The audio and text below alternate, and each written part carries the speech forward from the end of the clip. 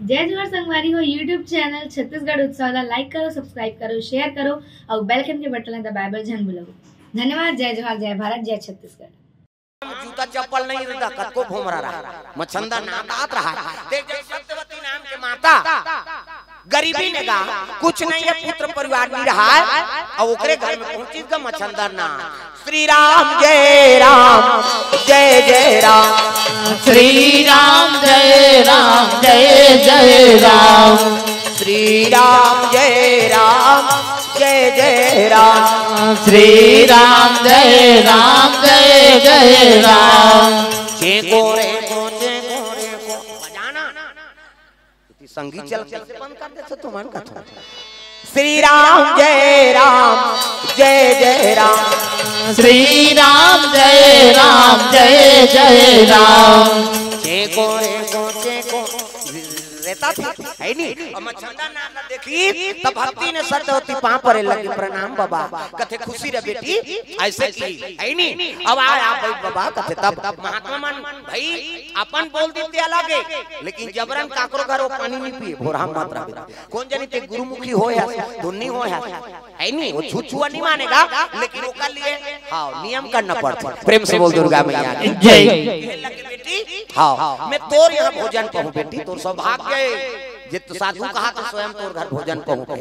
है नहीं। अब बने दार भात गरीबी ने भूखा चटनी पी दी है नहीं एक तीर में हां भूखा चटनी दार भात दी साधु जो मिल गई हिल पई राम कहे सुख उपजे सीता कहे दुख जाए महिमा महाप्रसाद की पावो प्रेम लगाए अर्पण करी वहां पर सो भोजन पई और भोजन पर साथ होई हां अब प्रणाम करी उठी आराम करी 2 मिनट ओकर बाद कथे ले बेटी अब मैं जात होती तब तो मुंह लठाकी सांछरा धर के पांव पड़ना ये माता मन की मर्यादा है। कभी भी मुंह ढाकत हो तो इससे ढाके करो इससे ये दे ये माता मन की मर्यादा एकरे से तुम्हारा देवी कथे देवी हमारा नहीं कहा देवा में बा कहे छोकरा मन कथे का माता मन कथे देवी गलीन जाता मुंह ढा पानी जाता मुंह ढा भात साग कोरसा था मुंह ढा तीजा जाता ते मुंह ढा ये तात्काल कहां पावे नावा ने वानी नाते ते ढाके रहते गड़ा बिजली खम हम झपा जाए अब तक नावा ने वानी 8 दिन होई तहन वहु टकरा 8 दिन होई तहन का कनी टंगा थे भाई 15 दिन होई तहन का एक जन लोग ले होई तहन जा कोई मतलब नहीं बने दादा जियत मरत ले तोप न हेला मर्यादा नाम नारी महाभारत में द्रौपदी शैलेंद्री कह दी शैलेंद्री 10 इंद्री जीत के राखे ते का नाम शैल कहां शैलेंद्री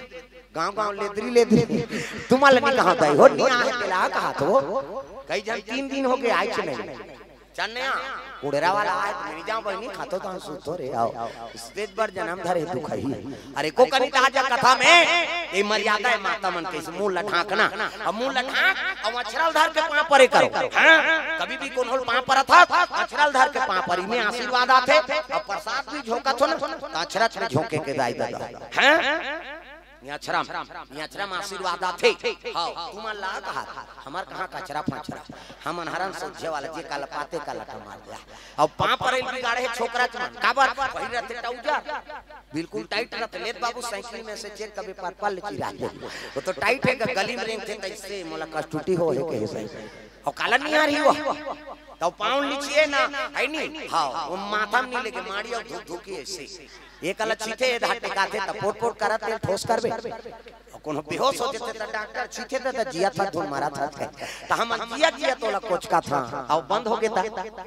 तो प्रणाम करना तो चरण कमल और मस्तक में लेगो तब आशीर्वाद फलित होते। प्रेम से बोल दुर्गा मैया की जय। मछंदा नाथ के पांव पर इसगा और पांव पर तब कहे लगे बेटी का आशीर्वाद दे होते लब प्रेम से बोल दुर्गा मैया की जय। ये जाना था महाराज आप तो त्रिकालदर्शी हो भूत भविष्य वर्तमान सब ल जानत हो मोर जीवन में का दुख है हां तेला जाना थो ऐसे किसनी कहे लगे बेटी निकाली भभूति अब भभूति निकाल के दे दीगा अब साधु मन कराऊ का मिली कैसे सोन चांदी धर रही का वो प्रसाद भभूति दी हो अब मछंदा ना भभूत निकाली सौ दे दीगा एला झोंक बेटी हां और झोंकी अबेला दूध के साथ में शयन करे पहली शिव जी के नाम लेबे अब ये भभूति पा ले ई दिन के आप तोर घर में पुत्र ही जा प्रेम से बोल दुर्गा मैया की जय। दिन का मछंदा ना अब दी से तेला वाला झोंकात रहा ओतके जवान एक जन पड़ोसी आगे हमरा धर के पानी जाए ये फला नहीं चलने आप पानी जाबो की महात्मा देखी चुप हो गया महात्मा वो देत रहा तेल झोंकात रहा तेल देखी सो महात्मा निकली ओकर बाद हौलाधार के गीत दे आई कादी से तो महात्मा कतयारी बहनी हां भोजन ओजन पैसे अब महात्मा हम अब ते जाना था से लोग लइका नहीं है तेला तो प्रसाद ल दे है एला दूध सन में पी लेबे कही आई लोग लइका वाला प्रसाद है कहते हां त दिखाना काय के खोली और खोली तो भभूत देगा भभूत वो भभूत ला देखी तो वो पानी गिर रहा है ते पड़ोसी ना कही दिसई ये साधु ठगरा साथ हुई बहनी ऐसने कोनो राखल खाए कोनो लइका होई है उसने होती ते मन चूल्हा के राखल नहीं खाता थे ये सब ढोंगी है खा खुआ के उसने जा थे तोर घर राखल खाए कोनो लइका होई ऐसी की दिसगा एकरो मती भड़क के वो आस्था रीते बिगाड़ दिसो प्रेम से बोल दुर्गा मैया की जय सही कथा बहिनी ऐसने खायल राखल खायल कोनो लइका होई के ओला कचरा फेंके छौ हम फेंक दिसो वो प्रसादी नहीं पई प्रेम से बोल दुर्गा मैया की जय आओ रात शयन करी और प्रसादी है तो झौ हम फेंका है गोबर फेंके बिहान दिन गोबर जोरी सब गोबर अंधाम फेंक दी दादा प्रेम से बोल दुर्गा मैया की जय गोबर अंधाम फेंके है 10 महीना बीते बाद साधु आई तो रोज गोबर फेंका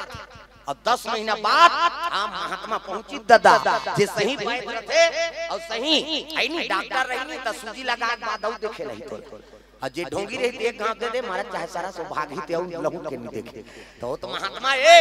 10 महीना बाद मछंदा नाथ फिर पहुंची दादा वहां तागा श्री राम जय राम जय जय राम श्री राम जय राम जय जय राम श्री राम जय राम जय जय राम श्री राम जय राम जय जय राम जे गोरे साथ बजाता इसका अब ऐसे महात्मा बेटी ऐसे किसरी निकली गा बाबा कहे और पां परी बैठारी तहन महात्मा पूछी बेटी तोल प्रसादी दे रहे थे फलित होय सरे किसरी के चले कर दिसगा वो तो खाई नहीं है प्रेम से बोल दुर्गा मैया की जय ऐसे बेटी तोल प्रसादी रहे तेला नी पाएबो ऐसे किसरी रो दारिसगा बाबा कते कैसे एक ठन गलती कर पा रहे हो बाबा वो प्रसादी दे तेला राख लखाल का लइका होई कई के ओला में गोबर अंधाम फेंक देओ बाबा ऐसे किसनी महात्मा क्रोध नहीं होई बेटी का होइसनी खाएते ते मोर परीक्षा थोड़े ले हसो ते तो भगवान की परीक्षा ले अब मैं सच्चा भगत हूँ भगवान के ना कचल कते गोबर अंधाम फेंके तेल दिखाबे चल तो लइका दे वहु की प्रेम से बोल दुर्गा मैया की जय ये घबरा के गाई ये साधु गोबरंढा लइका दे वहु कते दई ऐसने में घुस आके होई का और गोबरंढा दार जाऊं प्रसाद ल गोबरंढा में फेंक दे के मुहिल बोझ बोझा दी काठी का तो आई नहीं साधु कभी क्रोध नहीं होय दादा काली बताए प्रसंग में ये सबो सही के लेकर नाम साधु सबको जगह मान सम्मान नहीं मिले मैं बता दे कई जगह अपमान करिए झलक मिल जाते तो अपमान ल झलक सही जा जैसे तो मान सम्मान करत है तैसे को अपमान झलक करत नहीं वहु ते सही जी तब ते साधु हुआ प्रेम से बोल दुर्गा मैया की जय चंद्रनाथ क्रोध नहीं होई मोर अपमान थोड़े करे बेटी ते भगवान के प्रसाद गोबरंढा करा पता लगेगा हां सत्यवती माता कथे बाबा यही गोबरंढा फेंके हो कहने लगे बेटी बैठे करा ए मालल धार और शिव जी के नाम जपती आंखी मुंदी और भगवान के नाम जपाते होला अब वो अपन धरी शिकारा और गोबरंढा घूमे लगेगा प्रेम से बोल दुर्गा मैया की जय तागा आई नहीं बोल बम बोल बम बोल बम बोल कुछ ना लगेगा मोल बोल बम बोल बम बोल बम बोल तेरा कुछ न लगेगा मोल बोल बम बोल बम बोल बम बोल कुछ ना लगेगा मोल बोल बम बोल बम बोल बम बोल तेरा कुछ न लगेगा मोल चाहे छाए हो बादल काले चाहे पाँव में पड़ जाए छाले चाहे छाए हो बादल काले चाहे पाँव में पड़ जाए छाले चाहे छाए हो बादल काले चाहे पाँव में पड़ जाए छाले चल रे कांवरिया शिव के धाम चल रे कांवरिया शिव के धाम चल रे कांवरिया शिव के धाम बोल बम बोल बम बोल बम बोल कुछ ना लगेगा मोल बोल बम बोल बम बोल बम बोल तेरा कुछ न लगेगा मोल कांवर कांधे धर के बना तू शिव नाम का जोगी मन में रख भरोसा तुझ पे, शिव की करुणा होगी, शिव की करुणा होगी, शिव की करुणा होगी। कांवर साधना है न्यारी, कांवर शिव को बहुत प्यारी, कांवर साधना है न्यारी, कांवर शिव को बहुत प्यारी। चल रे कांवरिया शिव के धाम, चल रे कांवरिया शिव के धाम, चल रे कांवरिया शिव के धाम। बोल बम बोल बम बोल बम बोल, कुछ न लगेगा मोल। बोल बम बोल बम बोल बम बोल, तेरा कुछ न लगेगा मोल। बोल बम बोल बम बोल बम बोल, कुछ न लगेगा मोल। बोल बम बोल बम बोल बम बोल, तेरा कुछ न लगेगा मोल। और घूमे लग गए गोबरंढल झालो गर्भ बताएंगे, गर्भ है नहीं ते कहीं फेंक दे जी, बोला खातू बना देते हो। प्रेम से बोल दुर्गा मैया की जय। गोबरंढल झालो गर्भ बरोबर है, कैसे जे हमार बार हां दुरुपयोग करथान, उपयोगी नहीं है ते चीज ला हमार गोबरंढा में फेंक देथा, और ला सरा गला कैसे उपयोगी बना दी, खातू बना दे है नहीं। और खातू सब गल उल्टा कर दे, तू खा बोला छी तौते खा, खातू दी गर्भ बरोबर वो निर्माण करे गर्भ बरोबर। प्रेम से बोल दुर्गा मैया की जय। वो 10 महीना गोबर में दबेगा वो भभूति का। अब एक बार घूमे ना तब वो लड़का बन के रहा 10 महीना में वो भभूति प्रसाद भगवान की। प्रेम से बोल दुर्गा मैया की जय। सुंदर एक बार महात्मा घूमे ना तो वो लड़का 60 में गोबर ले 1 महीना फिर निकले, फिर दूसरा भावर घूमे तो निकले, तीसरा भावर, चौथा है नहीं 10 भावर होई से लड़का 15 गोबर में निकल गया और खेला थे कहीं कहे लगे बेटी कथे काय बाबा वो दे तो लइका जा धार, वो तो बाल बच्चा बड़ तरसत रहा खुसरी में गोबर ढमका गोबर सुधा भापड़ी सोला। हां नवहा खुराक देखिस हे भगवान, आज ये प्रसादी में पा रहते हैं ते मोर गर्व से आ रहती, ये महात्मा बड़ा कृपा ते आज गोबरंढल मोला लइका देती। प्रेम से बोल दुर्गा मैया की जय।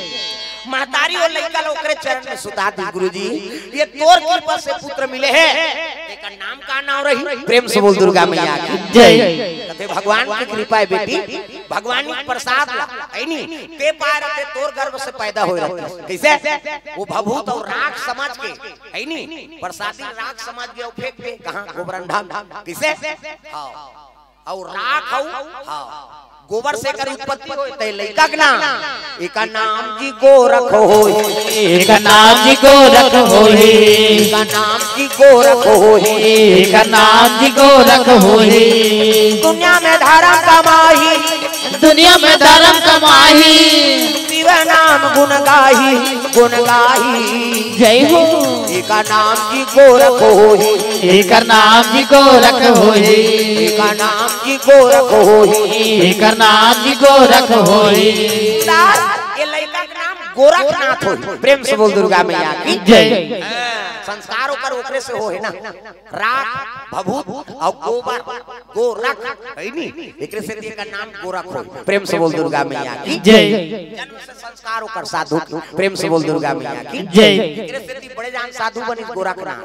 हां गोरख गोबरंढल पैदा ले है, कोनो माता गर्भ से पैदा नहीं ली और भभूत लखाती तब ओकर गर्भ से आती, गोबरंढा फेंक दी तब गोबरंढल निकल के लइका। इसे देने वाला ते भगवान हते ओले स्वीकार नहीं करबे ते लोग का करी। प्रेम से बोल दुर्गा मैया की जय।